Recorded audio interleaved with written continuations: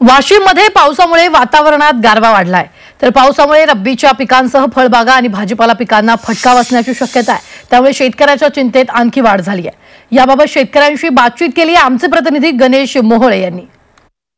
वाशिम जिल्ह्यामध्ये कालपासून ढगाळ वातावरण होते आणि त्यातच रात्री मेघगर्जनेचा अवकाळी पाऊस झाला। या अवकाळी पावसामध्ये रब्बीतले जे गहू असेल, हरभरा असेल आणि त्याचबरोबर जे काढणीला आलेलं तूर पीक आहे त्याचं मोठ्या प्रमाणावर नुकसान झालेलं आहे। आपण बघू शकतो दादा, काय कशा प्रकारचं नुकसान झालेलं आहे या अवकाळी पावसामुळे? आमच्या खरीपाची मुख्य पीक असतं सोयाबीन आणि या सोयाबीनची तर अतिवृष्टीमुळे अतोनात नुकसान झालेली आहे। त्याची आतापर्यंत मदत सुद्धाही मिळाली नाही आणि राहिलेलं आंतरपीक होतं तुरीचं, त्याच्यावर आमची दामेदार होती की आता वर्ष निघेल असं कसं तरी, परंतु कालपासून या 2-4 दिवसात या वातावरणामुळे व रात्रीच्या पावसामुळे हे जे तुरीचं पीक आहे हेही खराब झालेलं आहे। 2 दिवस झाले आभाळाचं वातावरण आहे आणि पाऊस रात्री झाल्यामुळं आता तो पीक हातचं जाण्याची शक्यता आलेली आहे। त्याच्यामुळं आता हे चालायचं कसं हेच संसार कळत नाही। गणेश मोहोळे, झी मीडिया, मालेगाव, वाशिम। अमरावतीत ढगाळ वातावरण आणि अतिथंडीमुळे कापूस पिकांना फटका बसलाय। कापसावर रोगाचा प्रादुर्भाव वाढल्यानं उभं पीक सुकायला सुरुवात झाली आहे। त्यामुळे कापूस उत्पादक शेतकऱ्यावर आर्थिक संकट आलंय। याचाच आढावा घेतलाय आमचे प्रतिनिधी अनिरुद्ध दवाळे यांनी। सध्या निसर्गाच्या लहरीपणामुळे शेतकरी जो आहे तो संकटात सापडलेला आहे। मी सध्या एका कापसाच्या शेतामध्ये आलेला आहे। आपण इथे पाहू शकतो हे कापसाचं जे आहे ते पीक उभं आहे, मात्र सध्या ढगाळ वातावरण आणि अतिथंडी याचा फटका जो आहे तो कापसाच्या पिकाला बसतोय। याच विषयी बोलण्यासाठी आपल्यासोबत शेतकरी आहे, आपण त्यांना विचारणार आहोत। मोठ्या प्रमाणात कापसाचे जे आहे ते बोंड सडायला सुरुवात झालेली आहे। पांढरं सोनं जे आहे ते आता खराब होताना दिसतंय। काय नेमकं कारण आहे? नेमकं ढगाळ वातावरण आहे, त्याच्यानंतर अतिथंडी, त्याच्यानंतर अति एकदम ऊन तापते, हे पर्जन्यमान साथ नाही देऊन राहिलाय।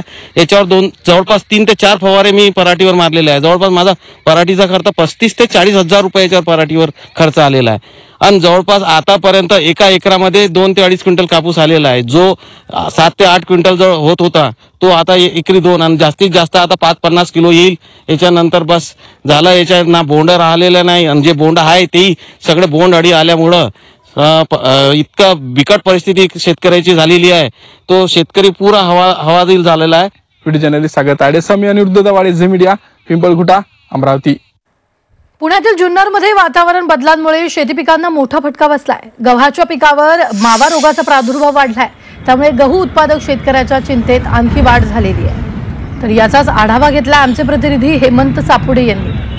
गेली 2 दिवसापासून ढगाळ हवामानामुळे खरं तर बळीराजा शेतकऱ्याला मोठा फटका बसला असून मी सध्या उत्तर पुणे जिल्ह्यातील नारायणगाव परिसरात गव्हाच्या शेतात आलेला। आपण या ठिकाणी जर पाहिलं तर गव्हाच्या पिकावरती वातावरण बदलाचा मावा पिकाचा प्रादुर्भाव वाढलेला पाहायला मिळत आहे। त्यामुळे शेतकरी मोठ्या संकटात सापडलेला। आपल्यासोबत बोलण्यासाठी कृषी तज्ञ आहेत। सर, काय सांगाल, या वातावरण बदलाचा कुठल्या पिकांना फटका बसत आहे सध्या?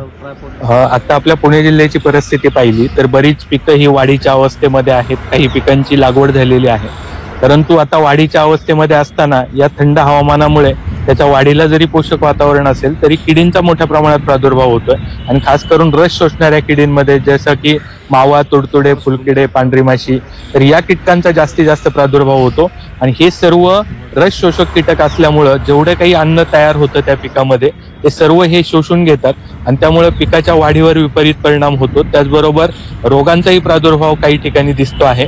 तर या सर्व पिकांना आपण वेळीच जर त्याची खबरदारी घेतली नाही, प्रतिबंधात्मक उपाययोजना केल्या नाही, तर जसं की ज्या ठिकाणी किडींचा प्रादुर्भाव दिसतो आहे, खरं तर ही मावा ही अतिशय छोटी कीड असते, त्यामुळे पटकन त्याचा प्रादुर्भाव लक्षात येत नाही।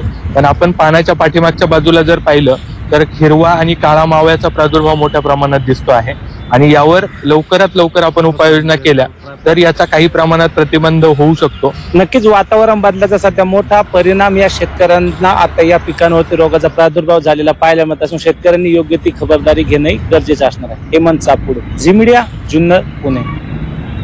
बंगालच्या उपसागरात कमी दाबाचा पट्टा निर्माण झाल्यामुळे उत्तर महाराष्ट्रात पाऊस आणि गारपिटीचा अंदाज हवामान विभागाने वर्तवलाय। नाशिकमध्येही ढगाळ वातावरण निर्माण झाल्यानं द्राक्ष उत्पादक शेतकऱ्यांना धडकी भरलेली आहे। पाऊस आणि गारपीट झाल्यास द्राक्षाचं मोठं नुकसान होण्याची शेतकऱ्यांना भीती आहे।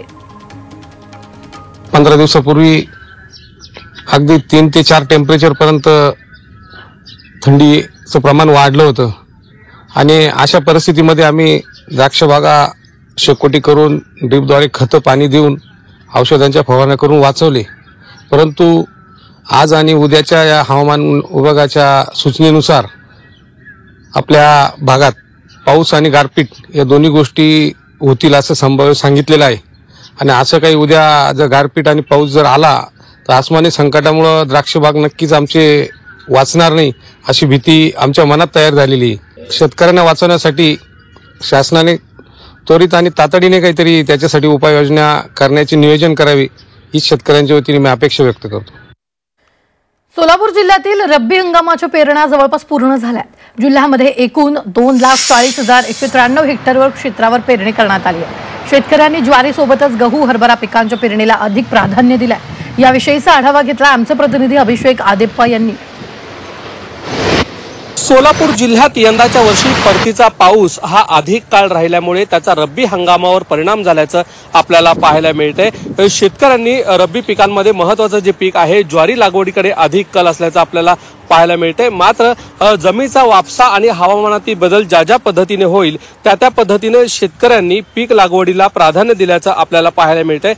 एकंदरीत आपण जर जिल्ह्यातली परिस्थिती जर पाहिली तर बार्शी तालुक्यामध्ये 56,803 हेक्टर क्षेत्रावर ज्वारीची ही सर्वाधिक पेरणी झालेली आहे. तर पंढरपुरामध्ये सर्वात कमी म्हणजे 4,358 हेक्टर क्षेत्रावर ज्वारीची पेरणी झाल्याचं आपल्याला पाहायला मिळतंय. मात्र आता ज्या पद्धतीनं परतीचा पाऊस अधिक काळ होता त्या पद्धतीनं सोलापूर जिल्ह्याच्या हवामानात देखील वारंवार बदल होतोय. त्याचा फटका शेतकऱ्यांना बसू नये याची काळजी देखील शेतकरी घेताना आपल्याला दिसून येत आहेत. अभिषेक आदेप्पा, झी मीडिया, सोलापूर. आज अकोल्यासह विदर्भातील काही भागात पावसानं हजेरी लावली आहे. या पावसाचा अकोला जिल्ह्यात गहू, तूर, कापसावर परिणाम होणार असल्याचं चिन्ह आहे. तर यवतमाळ आणि वाशिम जिल्ह्यात फळपिकांना सुद्धा याचा फटका बसण्याचे चिन्ह आहे. मात्र अद्यापही शेतकऱ्याची कोणतीही तक्रार आली नसल्यानं शेतीचे पंचनामे सध्या करण्याची गरज नसल्याचं राज्याचे कृषी मंत्री माणिकराव कोकाटे यांनी म्हटलंय. तर आज आपण जिल्हाधिकाऱ्यांशी चर्चा करून नुकसानग्रस्त भागाचे पंचनामे करण्याचे आदेश देऊ असं वक्तव्यही कृषी मंत्र्यांनी केलंय. किती पाऊस पडलाय, काय पडलाय त्याचं संपूर्ण मी आता कलेक्टर साहेबांकडून माहिती घेतोय. कुठल्या भागात पडलेला आहे, अजून काही भागात पाऊस पडलाय, काही भागात पडलेला नाही.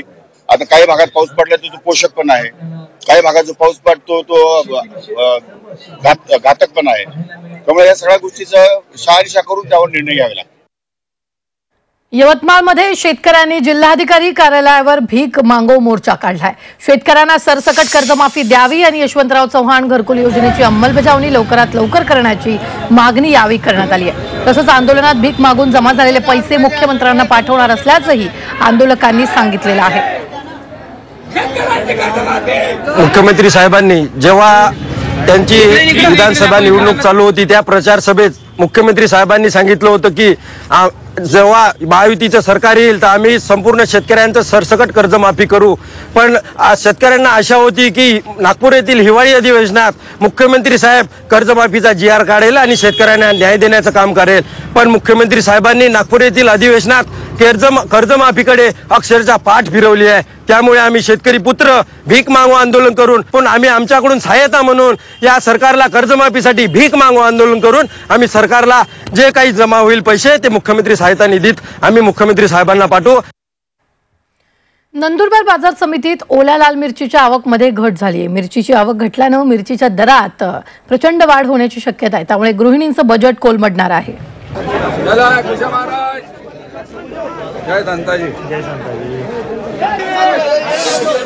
सांगलीतील जातमध्ये यलम्मा देवीच्या यात्रेनिमित्त भव्य पशुप्रदर्शनाचं आयोजन करण्यात आलेलं आहे. जातीवंत खिलार जनावरांच्या खरेदी विक्रीसाठी यलम्मा देवीची यात्रा प्रसिद्ध आहे आणि या प्रदर्शनाच्या निमित्तानं हजारो जनावरं या प्रदर्शनात दाखल होतात.